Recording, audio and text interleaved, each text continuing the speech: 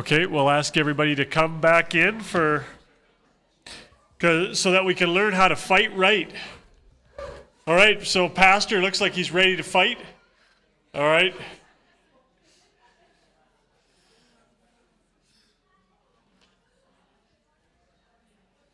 All right, Heather, I need you to pick two couples. Two couples, yeah, and bring them up front here, Heather. Heather's going to pick two, or just two people, because we're going to get a little fight going. Two people from two separate separate couples. Families. Yeah. Okay, yeah, come on up. Oh, like you're losing your job. They're doing it themselves now. Okay, Christina can come up too. Just one person from each couple. Just one from each couple. Christina, so come on up. Come up and Christina come up. Yeah, because this session we're going to learn how to fight right. And it's important to know how to fight right. I remember I was pretty young and I was like, okay, I want to take boxing, and you had to go to the gym and you had to actually learn how to do it right. So we're going to do it right. Come on up. It's going to be really hard. Okay. Now it's really simple. Just go over here. So we're going to paper, rock, scissors fight for a book. No? You know paper, rock, scissors? Yeah, you know paper, rock, scissors? Paper, rock, scissors. So scissors cuts the paper, rock, okay? You tell us. So you like 1, 2, and then 3. No, on shoot. Okay. So this is for the book. Ready? All right, so who are you guys rooting for? Okay. All right. Are you ready, Sheree? All right. 1, Rock, 2, paper, 3. scissors. Oh, okay, best of that's three. one. That's best of 3. One more time. Okay. Rock, paper, scissors. You get a book. She knows how to fight, right? I have that one already. You have that one already. Oh my. Oh, thank you. Okay. Oh, now you guys should probably, you guys friends? Yes. You want to read it first?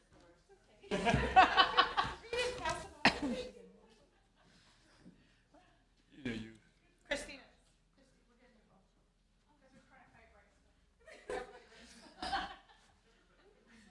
Okay. Okay, the last book is going to be for Ken Cunnington. He's not here. Pick again. Ken is not here. You have to be here to receive your prize, apparently. He's not here either. Oh. Okay. Well, he is fortunate that he's part of a couple. Down. Take it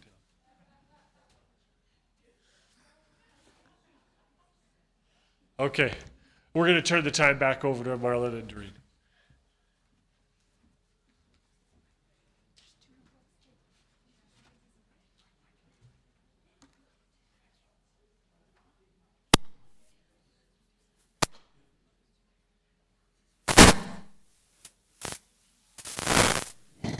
Well, how many of you know how to fight right? How does your conflict communication end out to be? What does it look like when you're done? You're not talking. Okay. Well, that's usually one of the main results, right? We stop talking. Yes. So, Marlon and I have an amazing marriage now. But we know how to fight right. Doesn't mean we don't have conflict. We do have conflict. But our conflict lasts a very short time because we know how to dialogue about it. And this is the key of learning how to dialogue when conflict happens. And also reviewing what really helps reduce the amount of conflict, which we'll get into. So when you see conflict, what do you see conflict as? Do you see it as conflict should be avoided because it's scary and people get hurt? Like, let's talk about it, and it's an opportunity to know each other better over time. Yeah. Pardon? Yes. The first part of it, yes. Yes. Yes, it is. Absolutely. It is unavoidable. Yeah. So, but not necessarily an opportunity to grow. Okay. We showed the picture of the roller coaster. Who are you? You look at the roller coaster and it's like, I'm not getting on there. That's scary. Fear, yeah. Or like, yes, this is exciting. Let's go. Right? We can view conflict the same way. It's like, Depends on no. our history and our past experiences. If conflict That's has been right. hurtful or painful or has been something good, it depends, So we all have a different view. And then we come into a relationship, we both have usually different views on conflict, which creates conflict, just our differing styles. That's right. So identifying, how do you see conflict? That's one of the first things we do when we work couples through conflict. How do you see it? Because sometimes you don't realize, and I don't realize, for Marlon, conflict's like, no, let's avoid it at all cost. Whereas for me, I was like, let's talk about it, let's solve it. And for him, that was scary. You were scary. Yeah, I was scary. I was. So understanding how you each view it, and then having a dialogue that, I need you to enter into the conversation with me, and they may say, I just need some time to process things and then come back and talk. So understanding what each other needs in that moment. So what do you think the number one thing is that couples fight about or argue about? What's the number one thing? Money. Oh, this is money. Oh, good. Money. Okay. What else? Communication. Yes. What was it? The next one? The way you eat. Okay. Eating is, yes. Eating is, yeah. Lifestyle, how we eat. Diet was a big conflict in our relationship. Yeah. Wasn't for me. Those secret stashes of chocolate. Yeah. So that was a big thing in our relationship for me. I It was no my longer problem. have to hide stashes. Right. It's wonderful. What else do we fight about? What's the number one thing you think? Parenting. The number one thing fighting about is, that's the number one thing we fight about. How did you know? Just a quick story, actually. We on used that, to. Yeah, just 3 months ago. We Yeah. were on a Love Like You Mean It cruise with Family Life Cruise. It was 1,600 people, all Christian couples from around all of the U.S. So we're on the ship. The whole ship was this Love Like You Mean It cruise. We decided we'd take some time for us. We like to go out and do ministering to others, but we wanted to take some time to connect and do us. So Recharge. yes, it was amazing. Cruising in Jamaica, we were Grand Cayman Islands, and going to Bahamas. So it was beautiful. In the middle of the cruise, one of the topics in one of the seminars, breakout sessions that we went to, is intimacy. And this is let's be honest, this is probably our number one thing. This is what one of a lot of couples do argue about, is what were the two things? No, sex. With sex. That's what Google With sex. says. Is that what Google? Money, sex. Yeah, the two top. So we were at this seminar on intimacy, sex. I guess you can say it now. Lucas said it. Okay. There's no kids right here. Yeah. We're in the middle of this, and this has been probably one of the most difficult subjects in our relationship.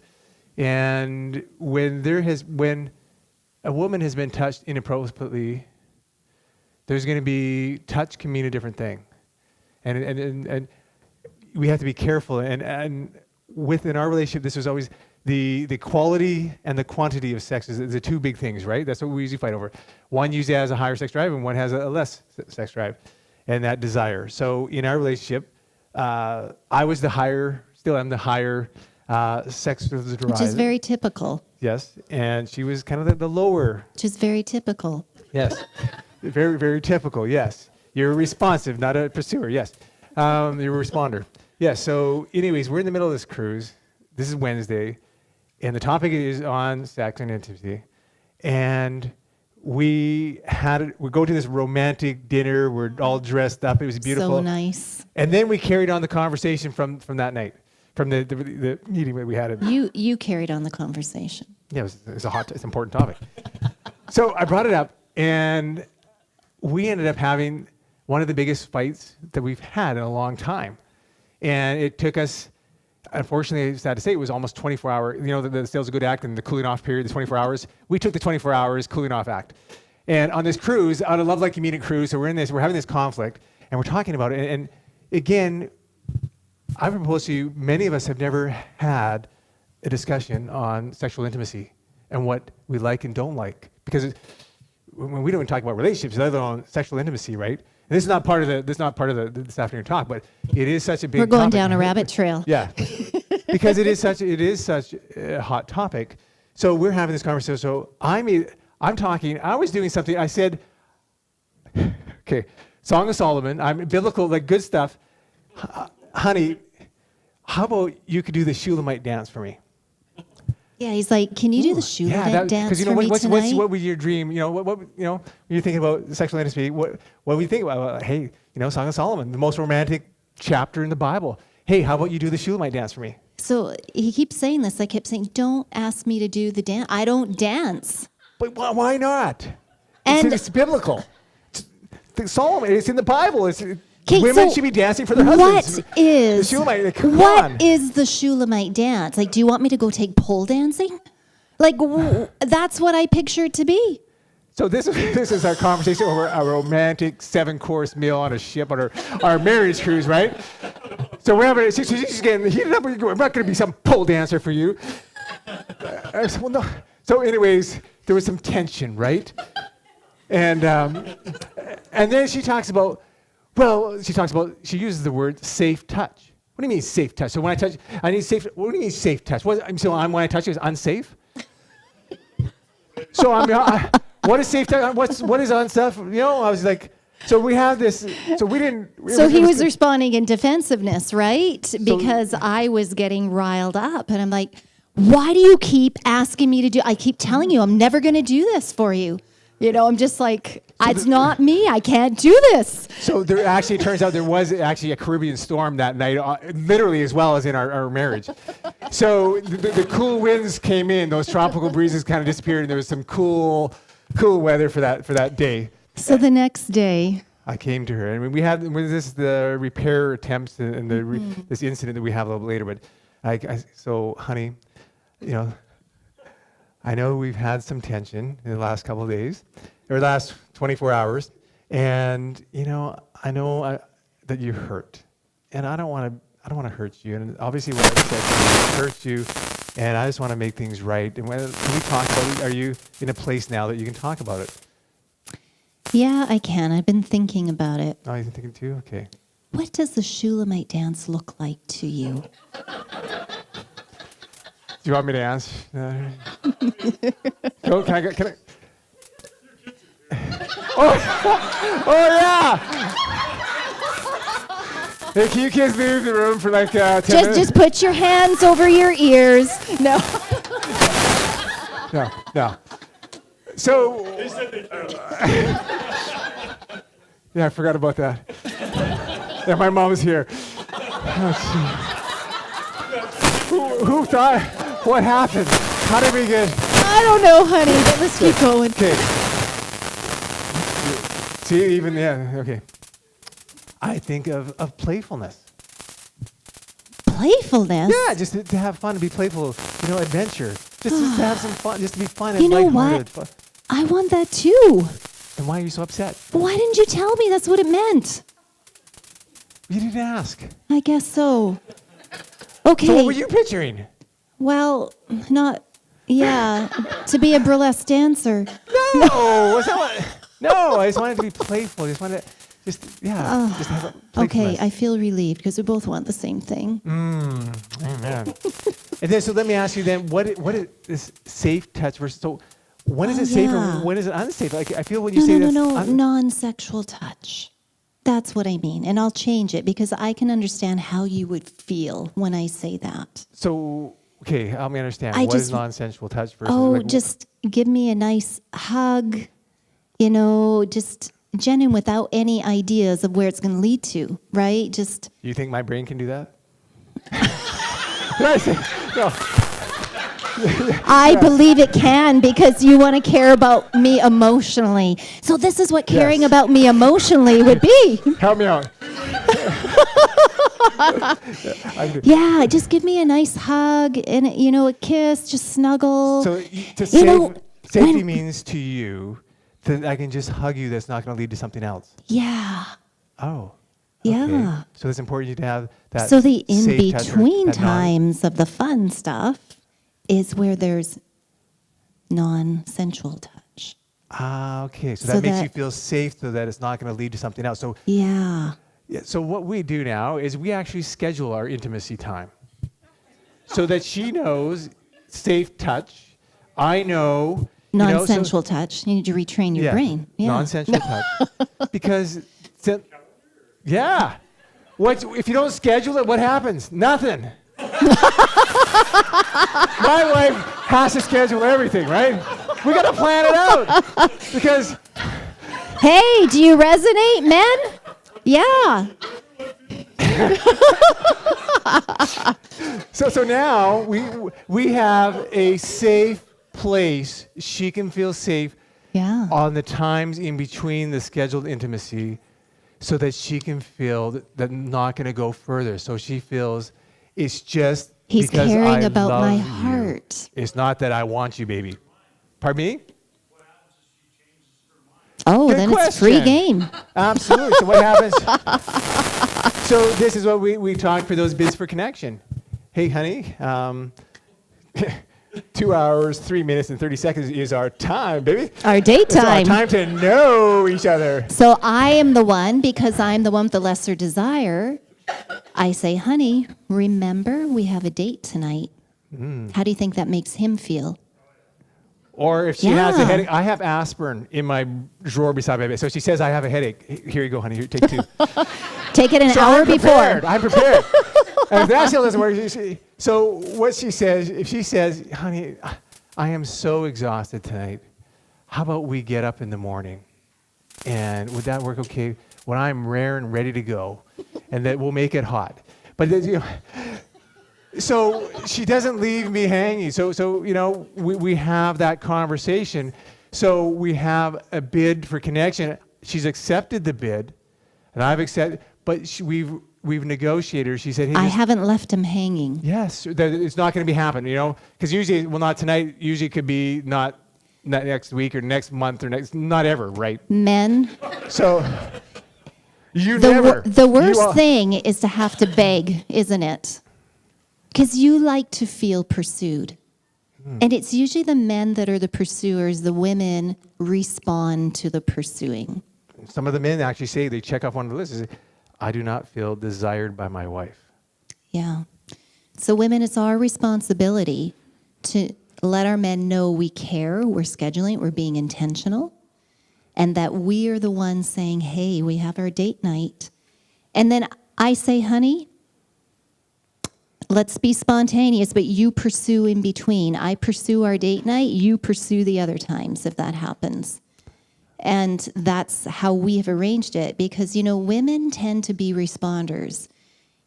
Once we get into the moment, They're like slow cookers. They need a little time to warm we up. respond. we Yeah, we're like tend to microwaves, be right? Whew.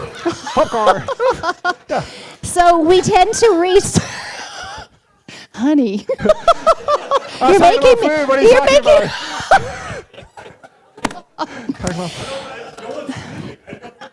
Anyways, so- so we have these worksheets. What are libido busters? What are libido boosters?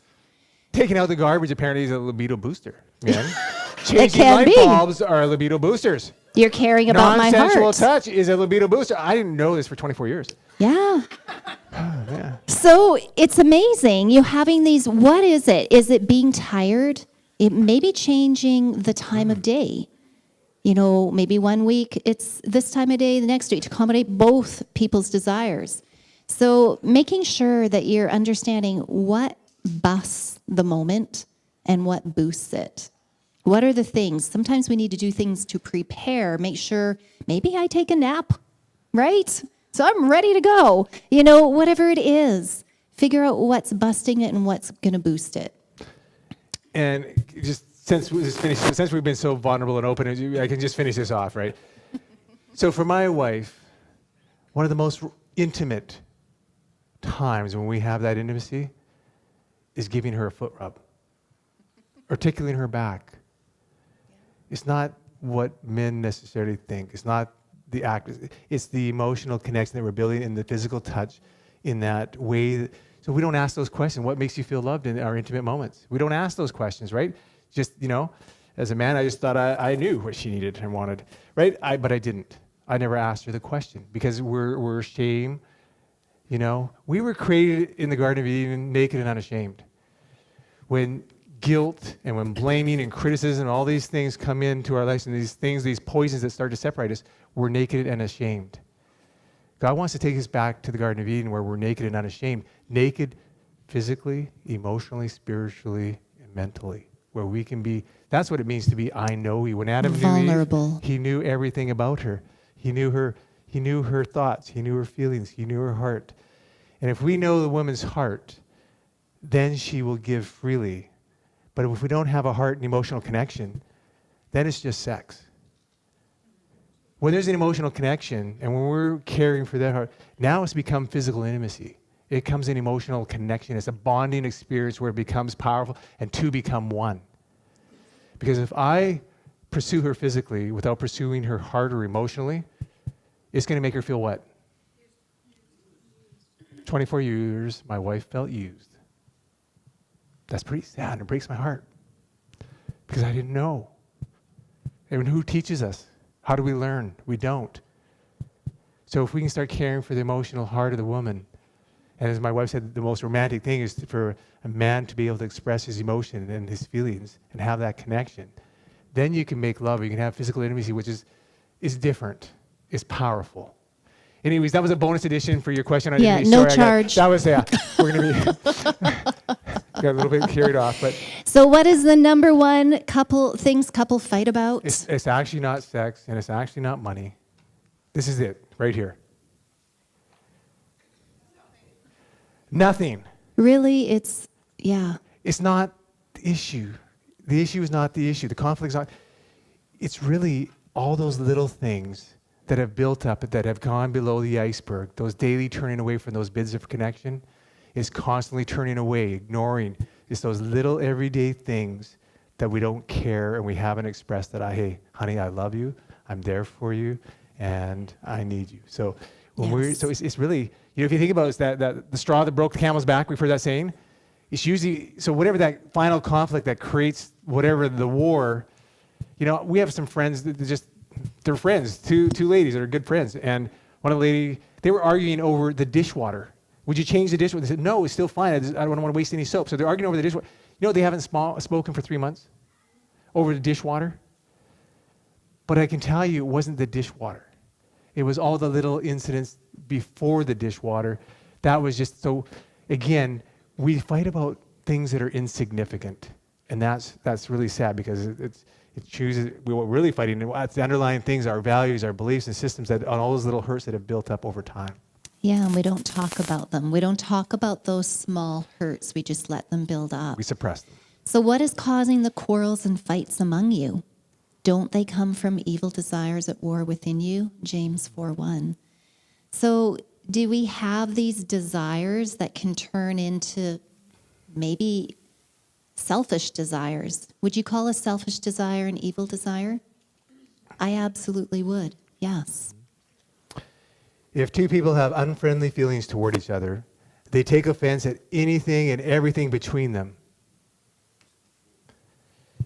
Harsh feelings are not the outcome of the quarrel, though. They are the cause of it. So it's those small things that we don't pay attention to in our lives together, that we turn away from.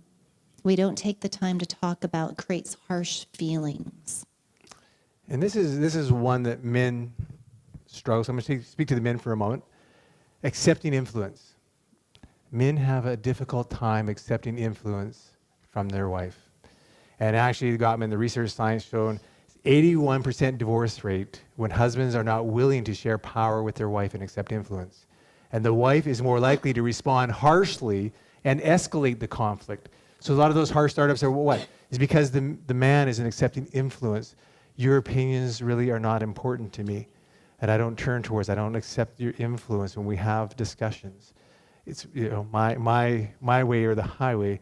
And unfortunately, when we don't accept influence from a woman, how does it make you feel?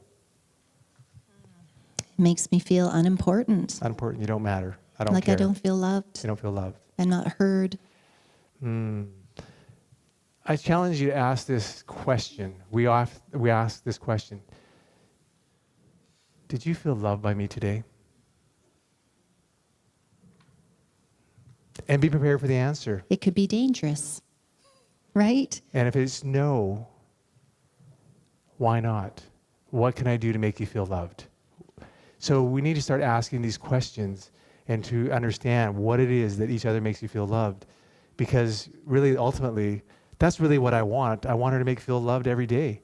But sometimes I get hijacked the day and I don't make her feel loved. So, we have to check in once in a while. Hey, did you feel loved by me this week?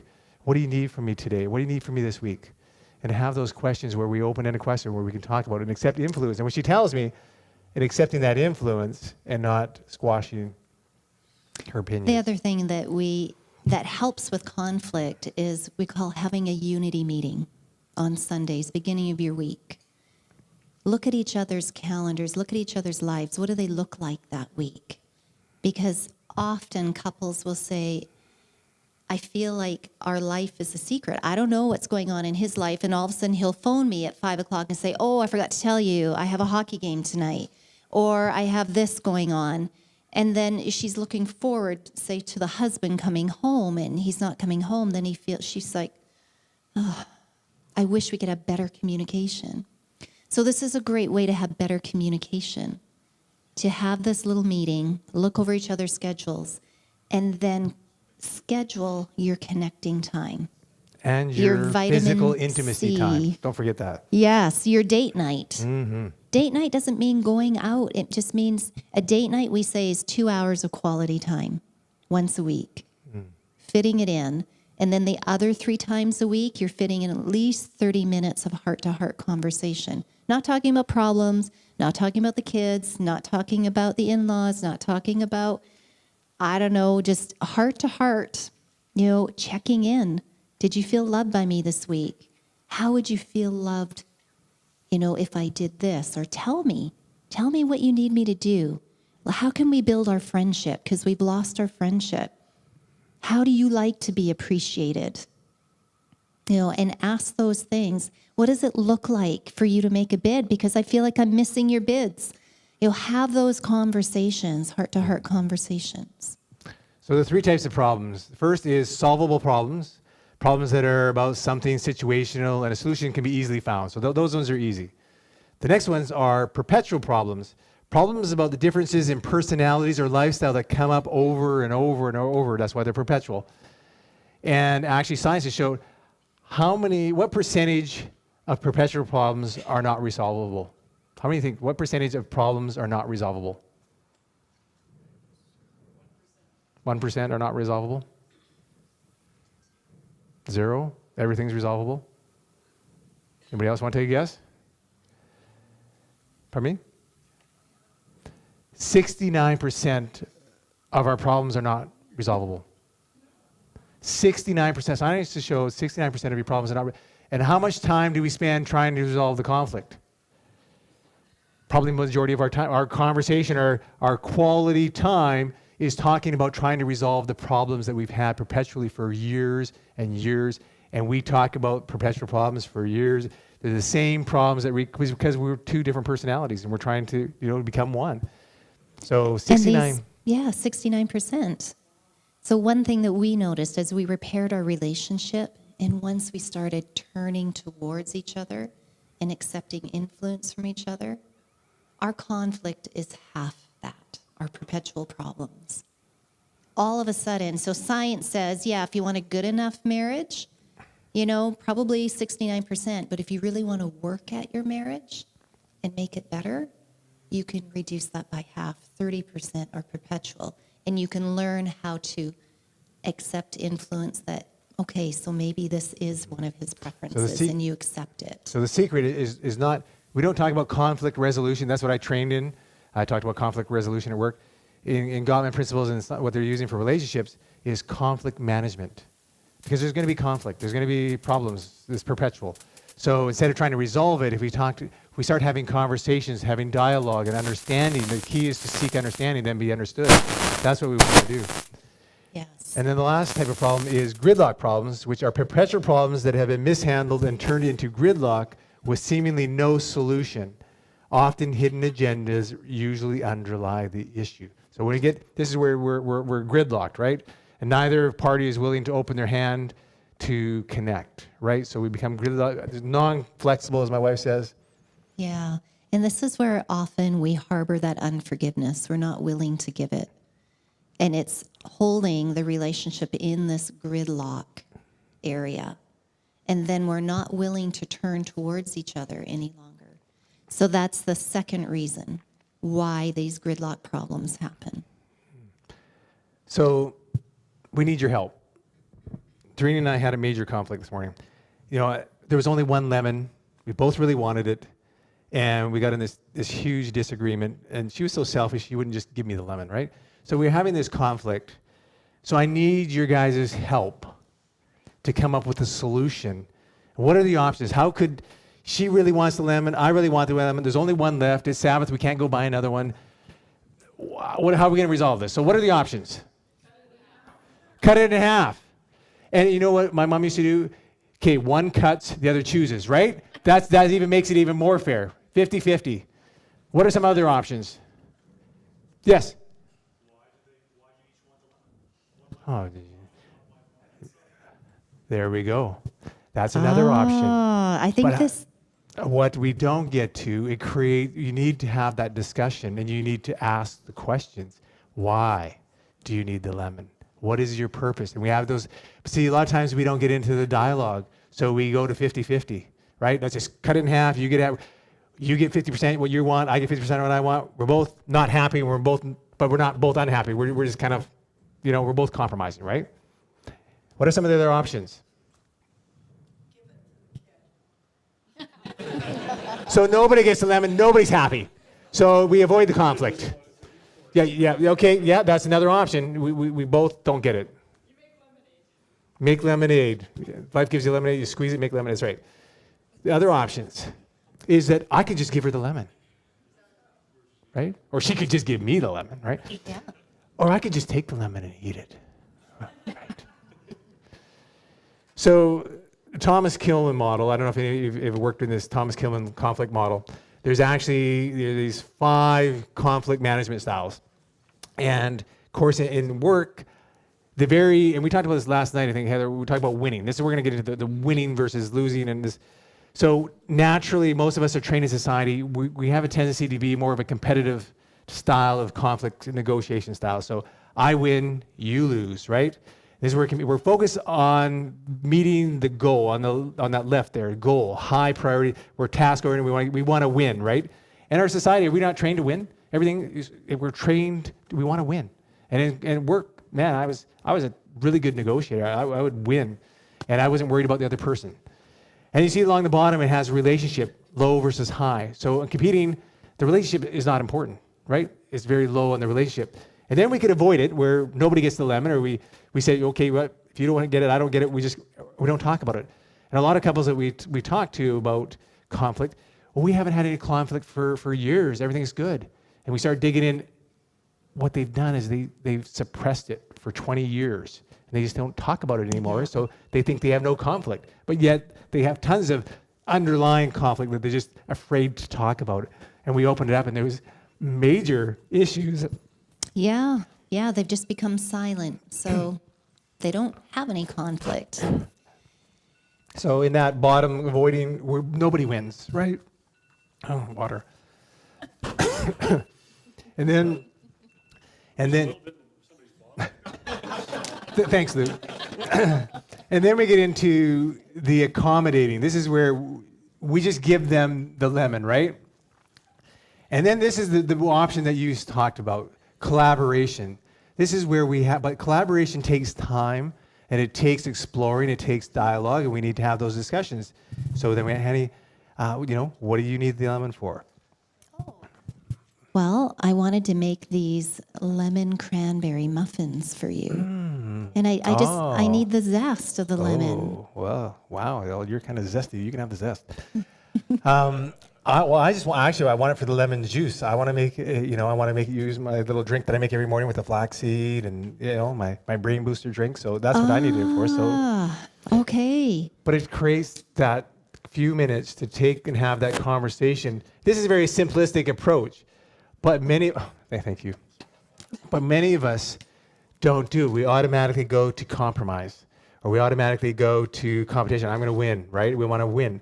But if you look at the bottom, the relationship and the goal, if we are winning or we're avoiding, what suffers? The relationship suffers. So you may win the argument, you may win the conflict, but you're going to lose the relationship. So on the other scale, if we're high on the relationship and we're both accommodating, if I'm accommodating, after a while I can become bitter because I'm always the one giving in. I'm always the one accommodating. Every time, I'm always the one that... So you could feel resentment. So as long as you're accommodating, it's okay, but not if you've become bitter about it or becoming a problem. So these are the 5 styles of conflict that we go back and forth all the time. And usually one of the spouses is goal-oriented and the other one is relationship-oriented. So you can imagine you have different ideas. So how do you bring them together? So this is what we work with couples to collaborate and figure out, discover and uncover. What are your similarities here? And many times they want the same thing, but they have different ideas of how to get there. So you can imagine a task-oriented competition, and I'm relationship over, so I'm accommodating, she's competing. So I was always feeling like I was losing.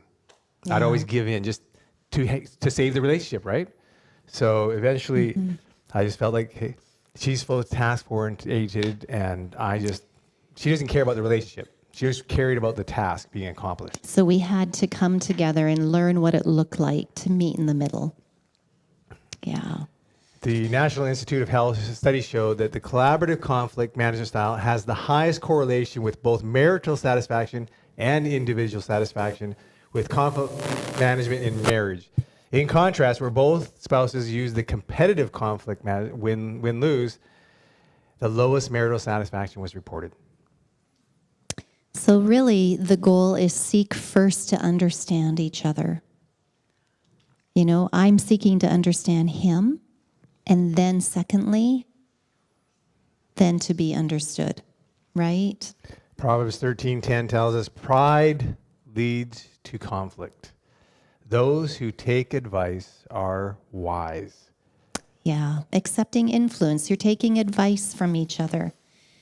If pride and selfishness were laid aside, 5 minutes would remove most difficulties. So what's stopping us from turning towards each other and from accepting influence from each other? It's usually always rooted in pride and selfishness. So how do we become selfless? Can you imagine if 2 people, a relationship takes 2 people to die for it. So if we die daily, it's a biblical concept, to our selfishness, and we're seeking to fulfill each other's needs, you can see how conflict would be resolved in 5 minutes. You may have conflict, but you know how to resolve it. You turn towards each other, you have a dialogue, discover and uncover what's important to each other about that problem. Philippians 2:2-4. Then make me truly happy by agreeing wholeheartedly with each other, loving one another, and working together with one mind and one purpose. Don't be selfish. Don't try to impress others. Be humble, thinking of others as better than yourselves. Don't look out only for your own interests, but take interest in others too. There's a lot packed in that verse, isn't it? There's turning towards each other. There's what he's interested, I'm interested in, right? I'm looking out for what he loves, to learn how to love him. There's so much packed into that verse. So I encourage you to meditate on this verse. Ask God, what does this look like to take this verse and apply it in my relationship towards my spouse? And here is 6 ways we can fight right. Conflict is inevitable. Accept that conflicts will arise in a relationship rather than avoiding them. View them as opportunities for growth and understanding. So change that mindset not to be afraid of it. Number 2, use effective communication. Practice active listening and express your feelings with I statements, not you. Avoid criticism, contempt, defensiveness, and stonewall during conflicts. All the 4 horsemen of the apocalypse, which show a relationship coming to the end if these are present. Conflict resolution strategies. Identify underlying issues, seek compromises, and work together as a team to find solutions. And hopefully you can collaborate and come up with a win-win. And focus on understanding each other's perspective. So the focus is understanding. Number 4, emotional regulation. You do know that we lose this ability as we age?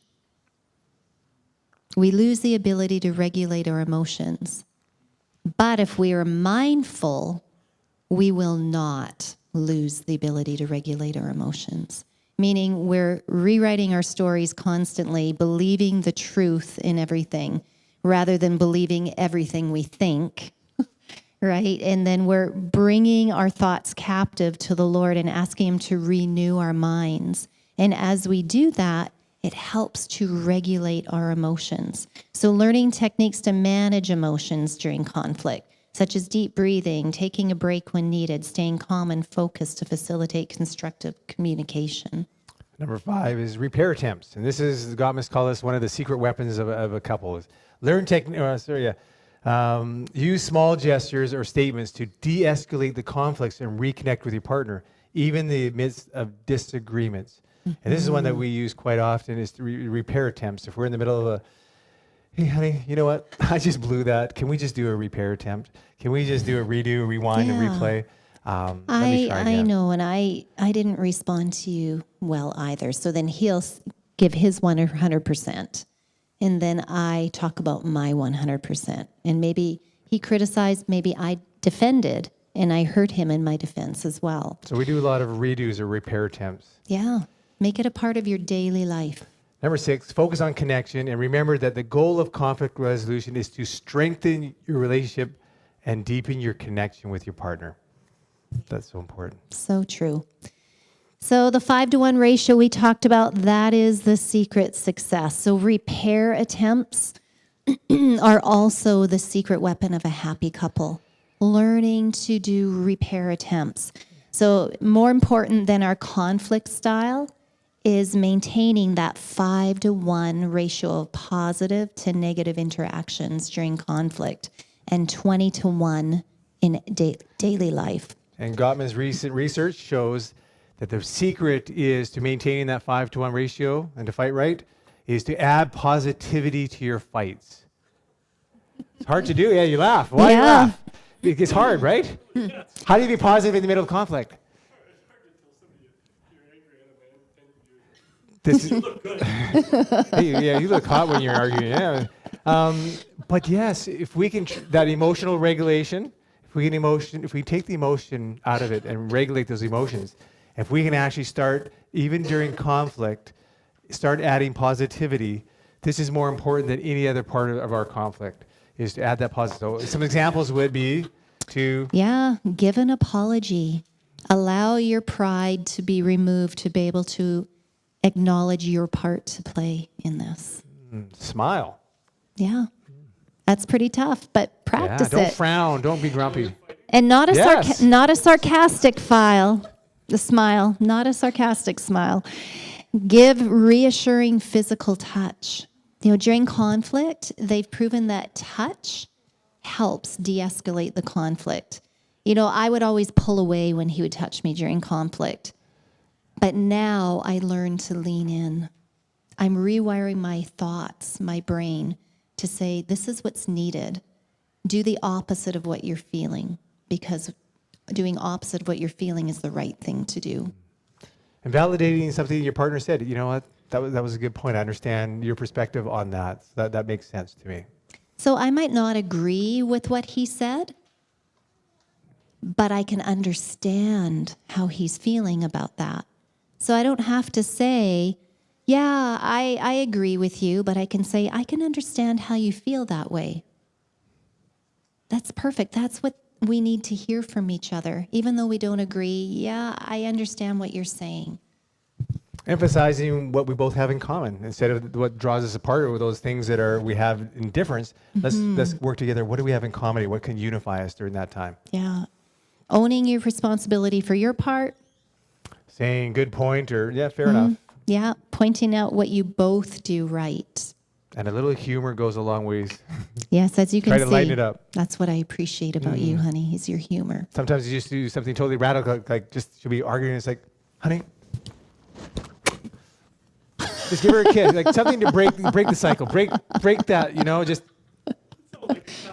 Yeah. I have this tendency. I like the big smacks. You know what? I love that sound now. Just do something to break the cycle. That's whatever right. that is, whatever you both can agree upon. And There was one lady, they were in the car and they had the silent treatment for the longest time. She went over and she licked her husband's cheek. And then they started to laugh. It seems kind of strange, but it works for some couples, right? So you have a handout. Yeah, you have a handout. It's called The Aftermath of a Fight. This is kind of summarizing everything we've talked about. Speaking about I feel this way. Identifying what went wrong. What was your reality in this conflict? I can't remember what the next one was, but it goes through. Let's take a look. And the importance of, so a lot of times if we've had a conflict or disagreement, we don't talk about it, we don't process it, we ignore it or we just leave it to go on. So it's unresolved and it's hidden there, it's below that iceberg, it's just building and brewing. So what we're proposing and what the science is showing is let's have a regrettable incident or an aftermath of a fight incident repair conversation. It's a repair attempt, yeah. So that we can go through the incident again as an objective person, like that bird on the wall, to the bug on the wall, observing, and we talk about the incident without emotion, and we're just two reporters, and we talk about it and try to understand what went wrong and understand how we can do it better next time. Because if we do that now and we process those regrettable incidents, we can retrain and rewire the brain to recognize that the next time it happens, we have the opportunity to avoid it and do the right thing. So it's talking about how you feel. It's talking about what your reality was, what triggered you. Talking about that, learning to validate each other, and then your 100% responsibility. And then what can we do next time when this situation comes up? So super important, really good handout. And remember, conflict is inevitable, but combat is optional. Yes. Yeah. It is 5:15, and I think is it ending at 5 or are we 5:15 minutes overtime? So 4:15. Okay. So we're in Alberta time. Yes, sorry. Here we thought we were, So we have one short presentation, but why don't we get up and stretch before we get into that?